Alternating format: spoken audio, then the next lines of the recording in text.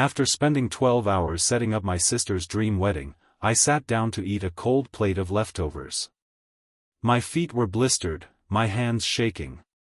She stood over me in her gown and sneered, "You're just here to serve, not celebrate."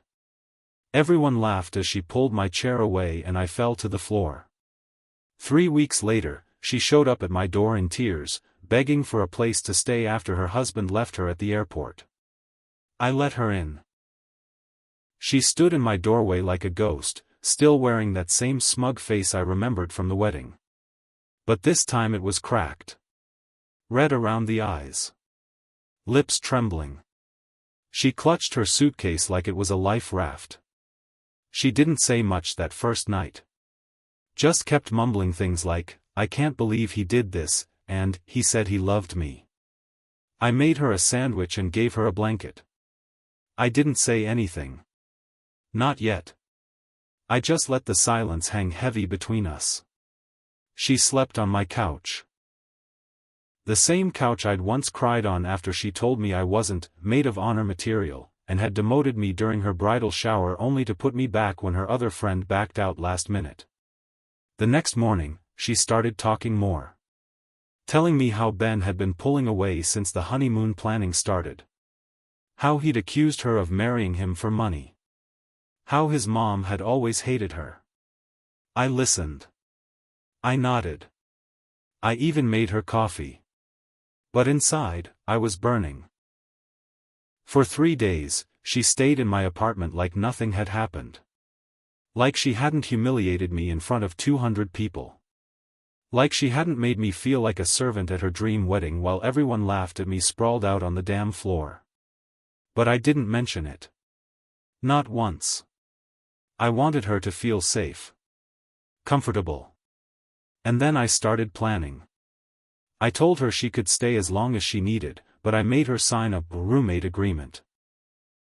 Said it was for legal reasons, so I could protect myself. She was desperate and agreed without even reading it. I watched her scribble her name at the bottom of the page, pen shaking. What she didn't know was that the paper also included a clause saying she owed me $150 per week in rent, starting on day 1. Just because I said she didn't have to pay yet didn't mean she didn't owe it. I started keeping records. Every coffee, every meal, every Uber I booked for her logged and dated. I told her not to worry, that I'd keep track for when she got back on her feet. I also created a shared to-do list. Said it would help her feel useful again. In reality, it was just payback. I had her running errands in the worst parts of town, waiting in line at the DMV for hours, returning old clothes to stores I never even shopped at anymore. She cleaned out my storage unit in the middle of a heat wave and scrubbed the bathroom floors with a toothbrush I said was extra effective. She didn't complain much. I think she thought she deserved it. Or maybe she was too ashamed to push back. But that wasn't enough for me. Not yet. The real revenge came when I posted a video. A video I took at her wedding. I had been filming parts of it on my phone mainly to keep myself sane. But I'd also caught the moment she pulled my chair out from under me. Caught her words. Caught the laughter. The cold stare. The way Ben snorted and turned his back like I was nothing. I uploaded it anonymously to a private Facebook group for local wedding horror stories. Captioned it, "This happened at a wedding I worked. Bride treated her sister like trash." I'll never forget it. It blew up. Hundreds of comments. Thousands of shares. Then someone recognized Megan. Her old coworker tagged her.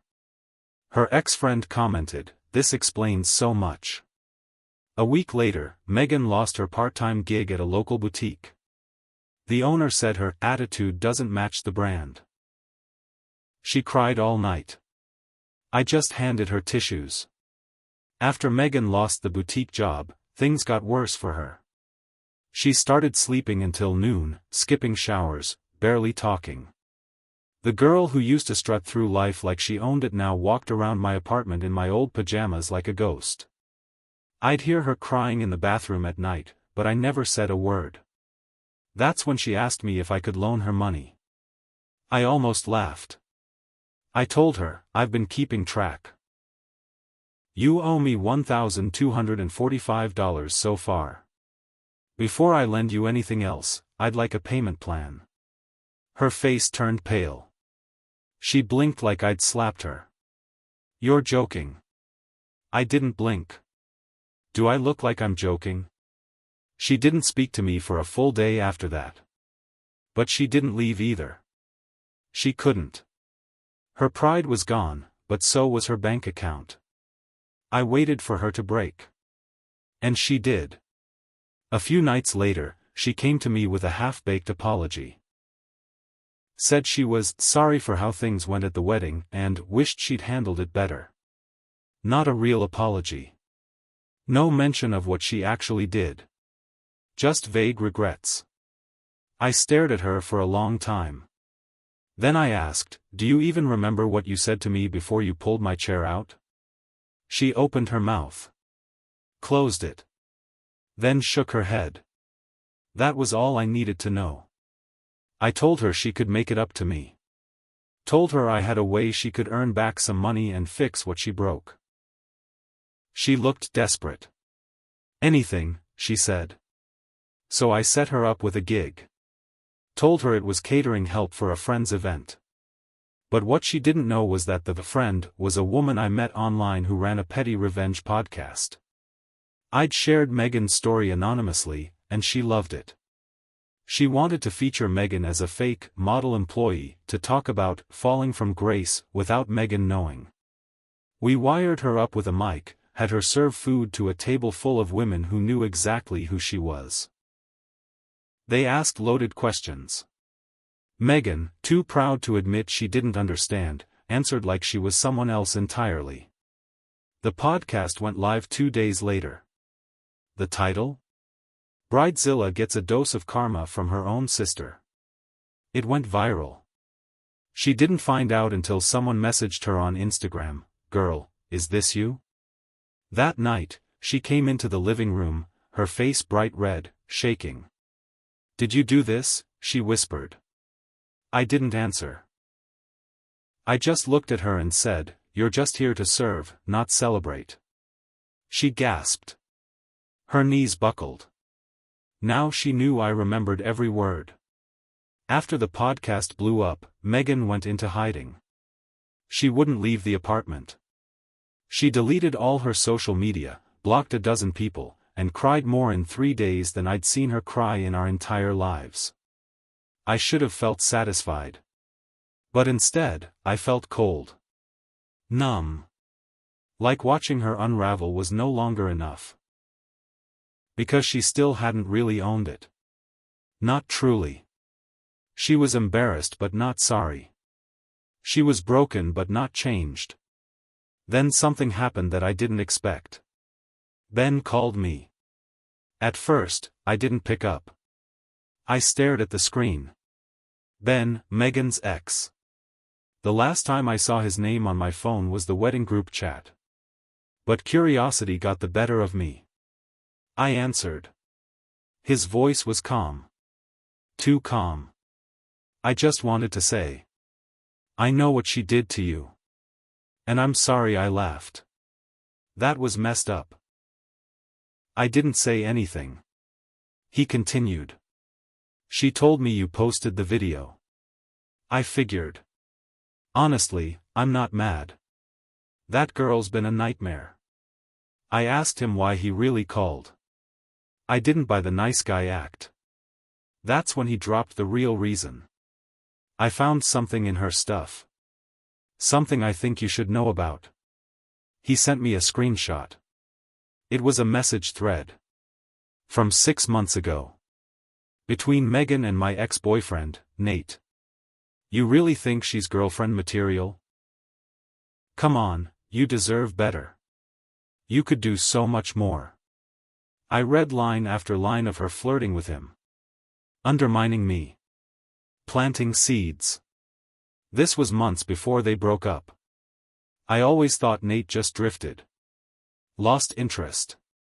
But Megan had been poisoning the well. I felt sick. I stared at her curled up on my couch, shivering under one of my throw blankets, looking pitiful. And all I could think was, you took him from me too. And the worst part? She still hadn't told me. That night, I printed every message. I laid them out on the coffee table. All of them. Dozens of pages. The next morning, I didn't say a word. I just watched from the kitchen as she walked in and froze. Her hands started shaking. "Where did you get this?" she whispered. I kept my voice flat. "Does it matter?" She stared at me like she didn't recognize me. And maybe she didn't. Because the version of me who used to forgive her, the one who cleaned up her messes, was long gone. Then she said it.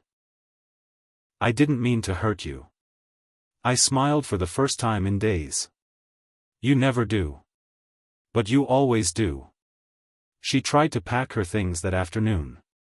But I told her she couldn't leave yet. Not until we had one final thing to take care of. She asked what that meant. I just said, "You'll see." And I meant it. She didn't leave that day. I told her I needed one last thing from her. One thing before she walked out my door and back into whatever mess she had left of her life. She was nervous. She kept asking what it was. I told her to wait. Let the anxiety build. Let her sit in it for once instead of running from it. That night, I set the stage. I told her we were going somewhere private. Just me and her.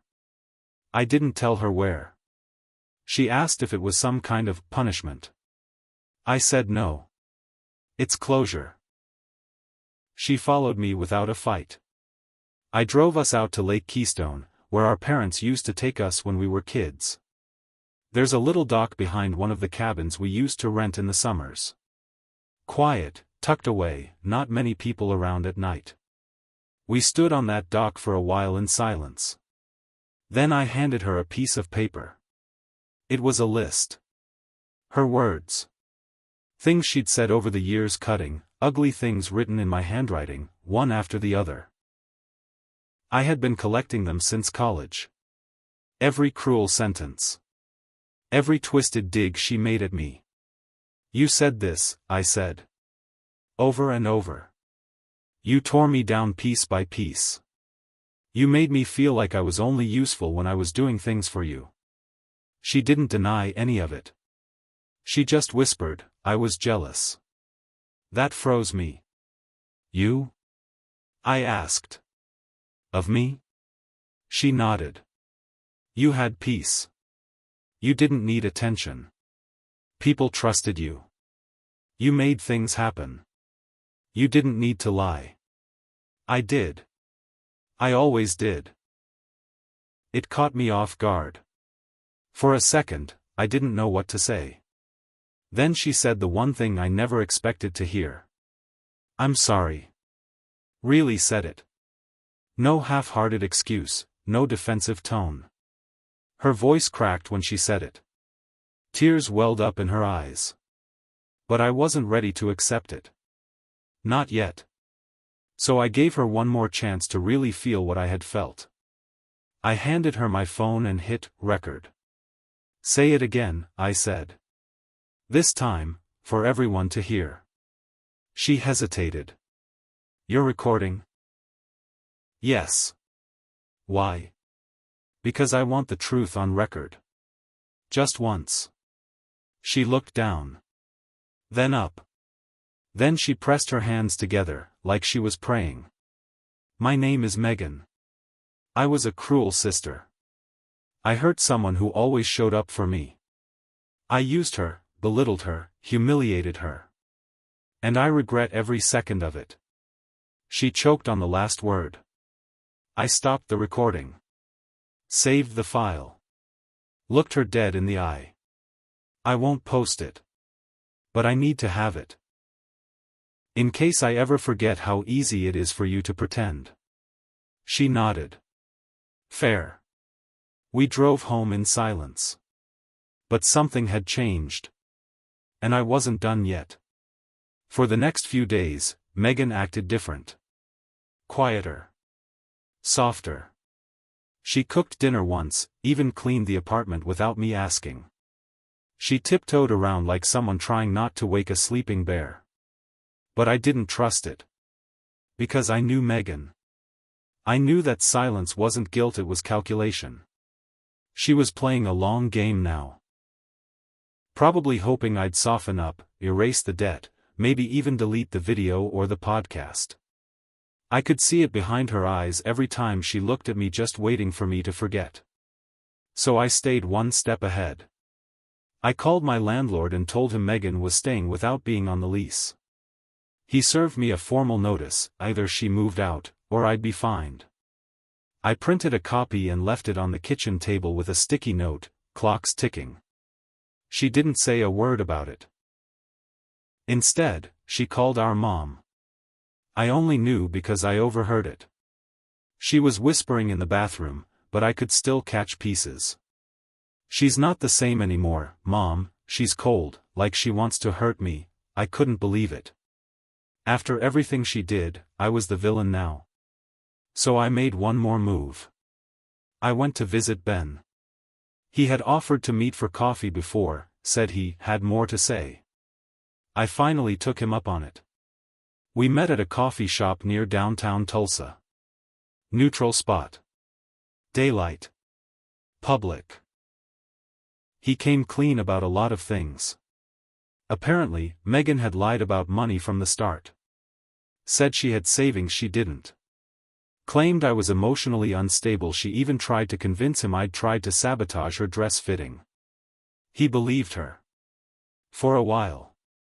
But when she started bad-mouthing me after the wedding, even he noticed the pattern.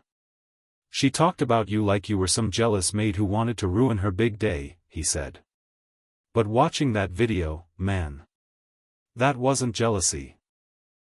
That was survival. That hit me hard.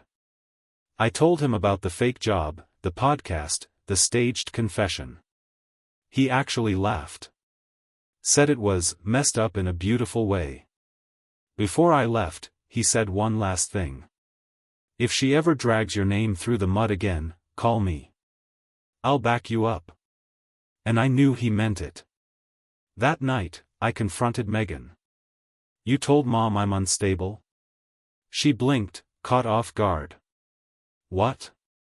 I didn't say, "You did. You tried to paint me as the bad guy again. You always do." Her face twisted. The apology mask fell right off. "I had to," she snapped. "You were destroying me, and you were enjoying it." I stared at her. I wasn't enjoying it. I was learning what it feels like to stop being your doormat. She scoffed. "You're not innocent, you know. You humiliated me. You tricked me. You turned everyone against me."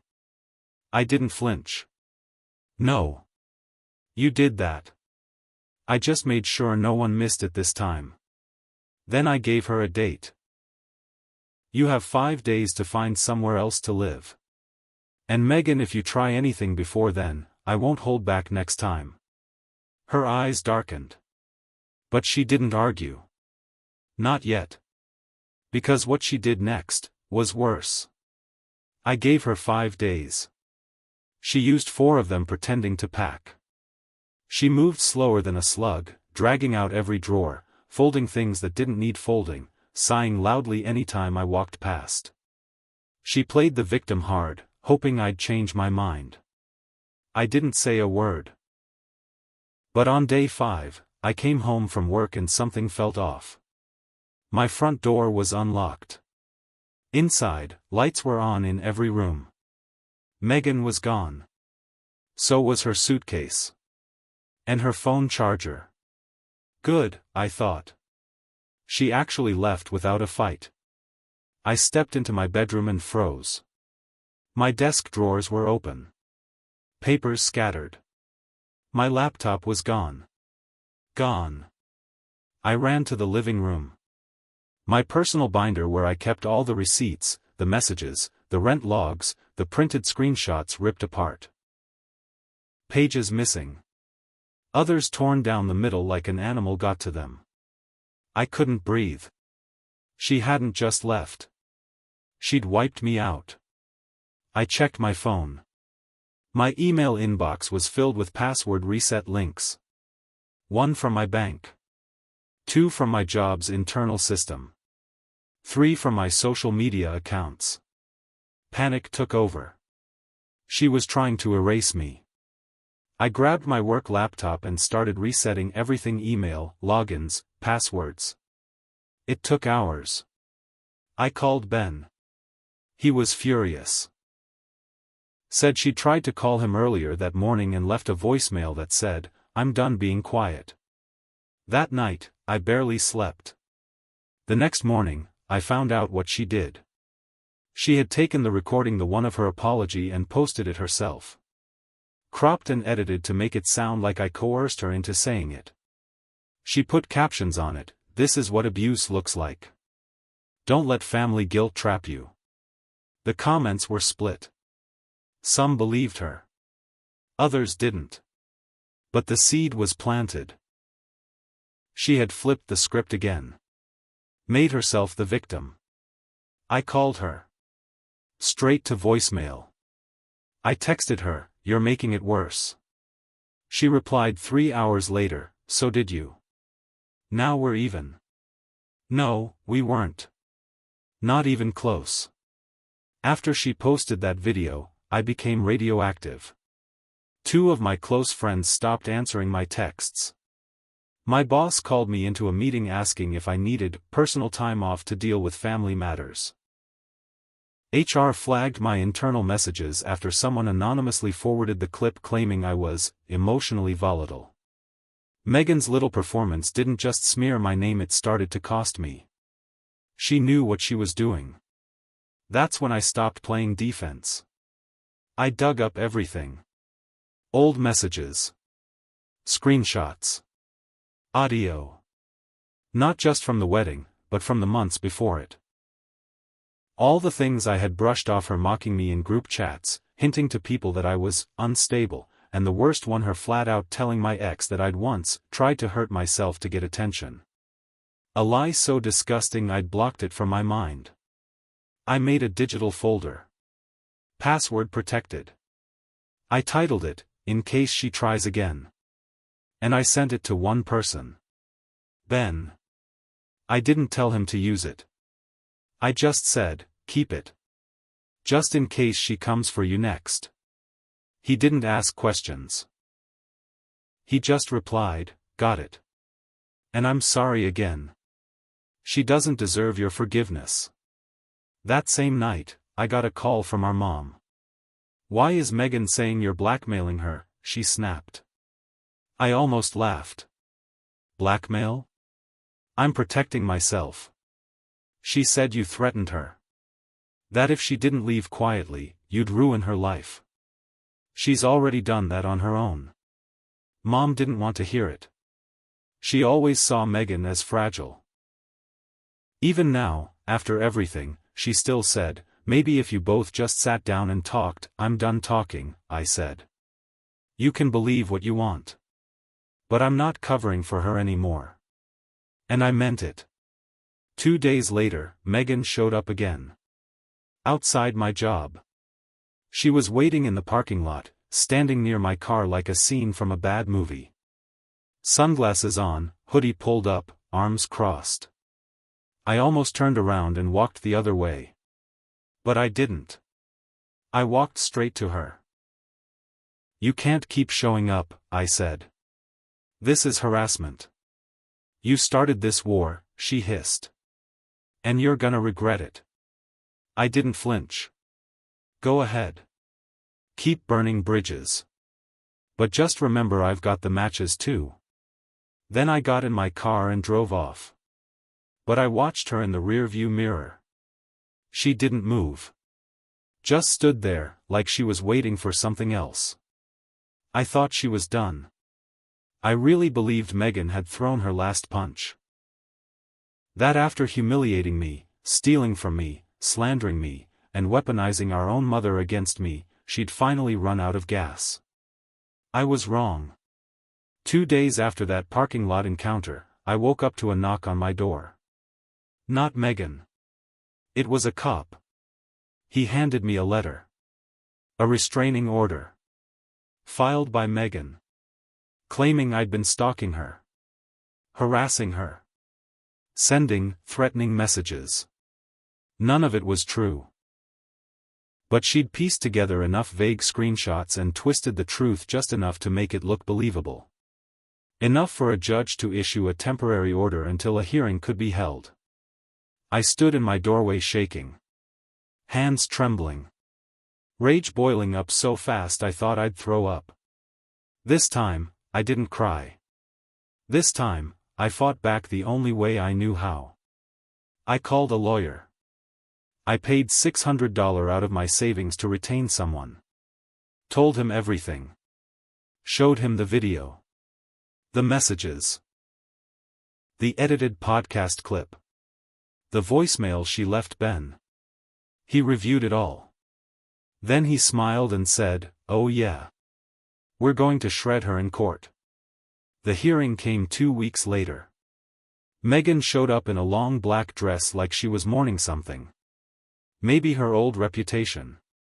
Maybe the illusion she'd kept alive her whole life that she was the victim, the sweet one, the sister everyone loved. She brought a friend with her. Some girl from high school who swore on a statement that I had a temper. My lawyer tore it all apart. Piece by piece. He showed the full, unedited video from the wedding audio and all. He showed the messages to my ex. The printed apology. The part where she admitted she used me. The recordings from our conversation on the dock. He even played the voicemail she left Ben. The judge's face changed about halfway through. First confused. Then annoyed. Then cold. Megan's friend got quiet. Megan got quieter. At the end, the judge looked at her and said, "Ma'am, if anyone here has been emotionally manipulated and stalked, it's not you. Case dismissed. And if I see another false filing, I'll hold you in contempt." Her mouth dropped open. She looked at me like I'd just murdered her. I didn't even smile. I just walked out. That was 6 weeks ago. I haven't seen Megan since. She moved in with some cousin in Dallas, apparently. Ben finally divorced her. My mom still makes excuses for her, but I stopped answering those calls a long time ago. I kept the folder. All of it. Just in case she ever tries again. And I won't lie to you, I got my revenge. I didn't hold back. I hit her where it hurt. Her ego. Her fake image. Her little lies. But here's the truth nobody likes to say out loud, I changed too. That day at the wedding? When she yanked my chair and the whole room laughed while I laid on the floor? That was the day I lost something. Some soft part of me that still believed family meant something. I don't miss it. What I found instead was colder but stronger. Now I don't serve. I don't celebrate. I protect my peace. And I don't flinch when people leave. Because I already know who's capable of pushing the chair. And next time, I'll let them fall.